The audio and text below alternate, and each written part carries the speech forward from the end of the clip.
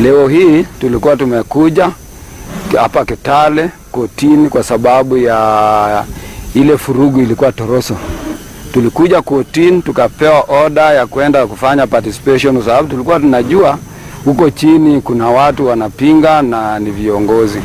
Tukaona tupewe order ya kwenda public participation kwa hizi miti zote mbili.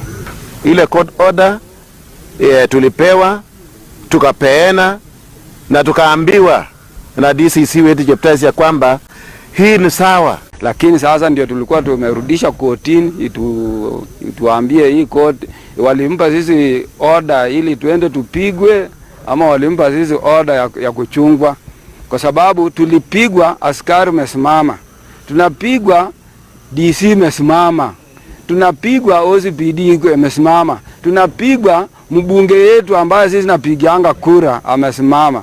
Mimi nilikuwa kati ya wale tulikuwa kwa basi moja kutoka Trans Nzoia. Hiyo basi ilipigwa mawe ikapasuka vioo za nyuma na kando na wengi waliumizwa. Mimi nangoja tu haki kupitia kwa mahakama. Shughuli hii inaendelea, hatujasimamishwa. Tunaendelea na ile shughuli yetu ya wasee kuhamasisha jamii. Mahali popote ambapo mtasikia na kujeni. Na mimi naomba ya kwamba mara hii nafikiria haitarudiwa.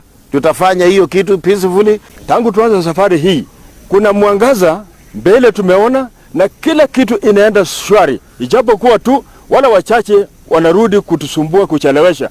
Kwa vile hii safari na wa Sabot wote turali behind hao wote. Jamii ya Sabot imeweza kupotea kwa muda mrefu kwa sababu ya zile vitu ambazo zinahitajika kutengenezwa siwe cleansed once and for all. So kwa sababu ya hii ndio mnaona Mount Elgon inakuanga